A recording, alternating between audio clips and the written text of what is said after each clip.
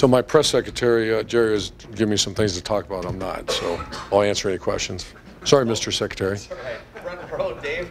Our first chance getting to talk to you since the scrimmage. Who were some young guys that stood out in a positive way at the scrimmage on Saturday? I just talked to Devon Hamilton's family, and boy, he's crawling out of his shell a little bit. He's a guy that's doing pretty good. Sam Hubbard's really doing good. Jalen Holmes is coming on. The D-line's the area of most concern in our program. I think that shifted a little bit to the O-line now. Very concerned. Michael Jordan's a guy that I think he might, an offensive lineman usually don't get a chance, and I'm putting the cart way before the horse, but you asked me a question. Those are some guys that we're looking at. Austin Mack continues to earn time, and so is Mike Weber. So those are just names off the top of my head. And Donovan Munger, I want to ask about him. I think he got a little health issue. Okay. Yeah.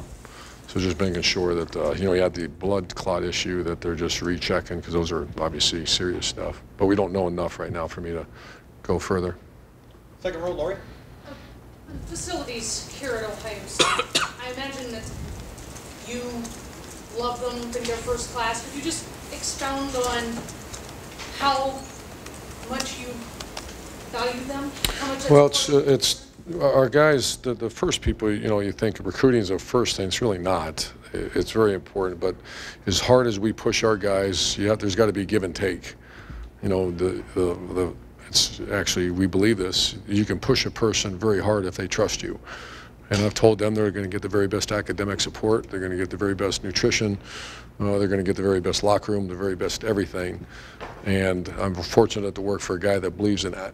I don't care about my stuff or the stuff for our assistant coaches, but I really care about whoever touches our players better be the best. And that means equipment to safety of a player to, if you're a gold or a red, which means you've earned your right around here a little bit, you should be treated right. So that's number one. Number two is obviously recruiting. When you come in, this should be a wow place. And every year you see we add a little coat of paint here and there to make it nicer. The indoor with the TV now and those type of things. I like where we're at, but next year I can keep pushing. The shoes specifically?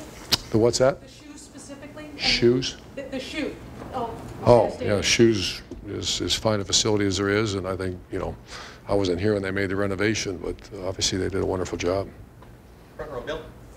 You mentioned Michael Jordan. He was taking first-team reps today. Could you talk about his progress? And you also spoke about the offensive line as a concern. How big a concern is it? Isaiah Prince is doing, better and better, and so is Jamarco Jones. We're kind of solidified that. Now the backup tackles, we moved Bowen out there, and he's doing okay. But we're still trying to find that starting five. Demetrius Knox is close.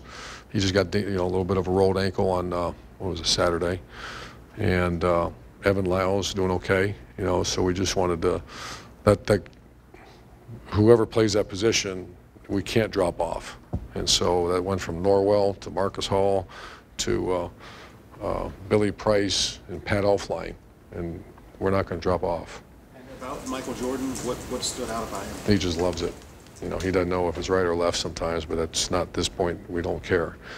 He'd come in for extra work, enjoy the game, enjoy practice, and be a tough guy, and he's done all that. Really impressed with him. Front row, right, Austin. Urban, I think last Tuesday you said you were looking forward to the scrimmage with Joe Burrow just to see how he responded. Is he still maybe your backup, and how did he handle it? Just okay. That's and a lot of times the quarterback will get hammered because the right guard misses a block and then we throw a pick. So, and the receivers right now are, our top four guys are out. They're not practicing. You take the top three from last year, they're going to go to the National Football League. The top four aren't practicing. So we're in a little bit of thin pickings right now. And that causes quarterback a little bit of concerns. If he's healthy and protected, what does he bring to that position? Still trying to evaluate that. I don't know enough.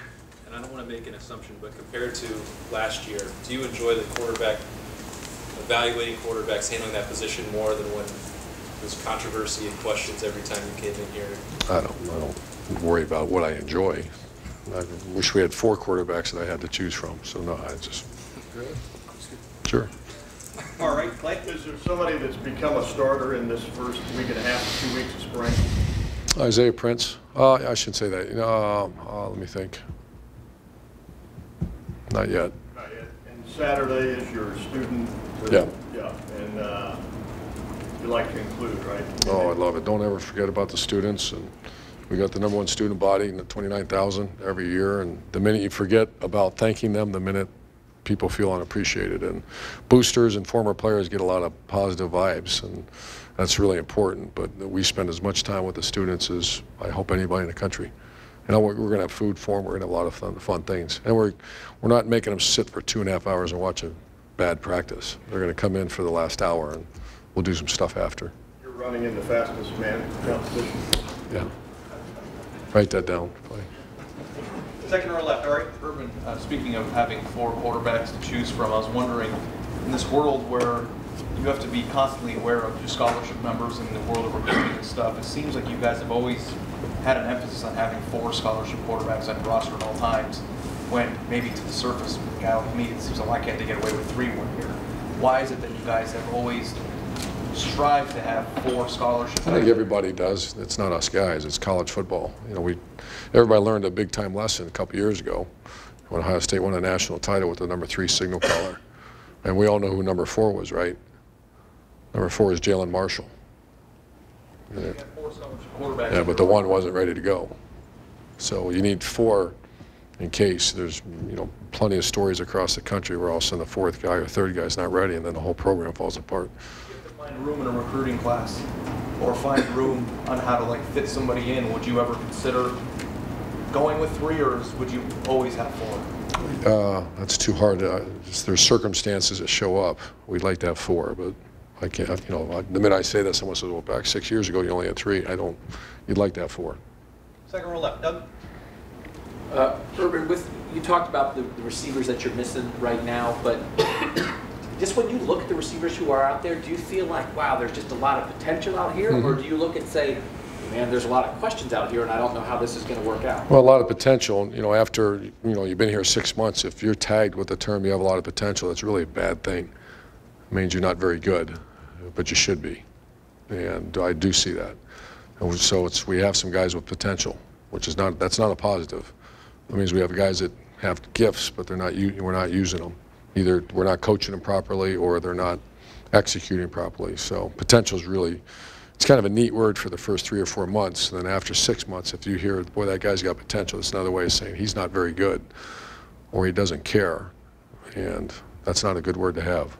So I know you sort of talked right after the season with JT coming back, and that you just think you might be a team in the fall that throws it a little more than I hope. You know, I mean, I know it's early, but like, do you think you'll be able to do it? You'll have the guys? No, we are. Guys We're get going to have healthy to. We're going to have to. We're going to have to. And, you know, we had that. There was a long, hard conversation today. That has to happen. And after practice, whatever it was that 6 today? Practice 6? Yeah, it's not happened yet. Front row left, Mitch. Last 2 questions, folks. You talked about Mike Weber briefly. Can you talk about him more specifically, and the other guys who are running that running? Briante Dunn is and Mike are neck and neck. Briante Dunn is not. I'm so impressed with him, because you all know a couple years ago there wasn't a whole lot of conversation about him, and just to see his family come around practice like they did on Saturday, bright-eyed because they know he's doing right in the classroom, doing right really everywhere.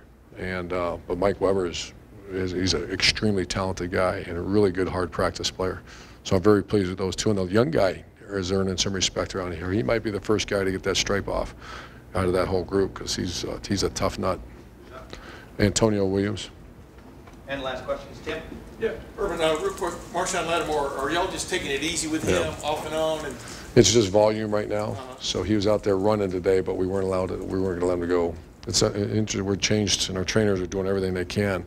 But that's a frustrating deal when he's that talented. And he is, because he didn't know if he's that talented. His first week here this spring, he is that talented. So we just got to make sure. is Torrance Gibson, is he still tagged with a potential thing, or do you see him emerge? No potential.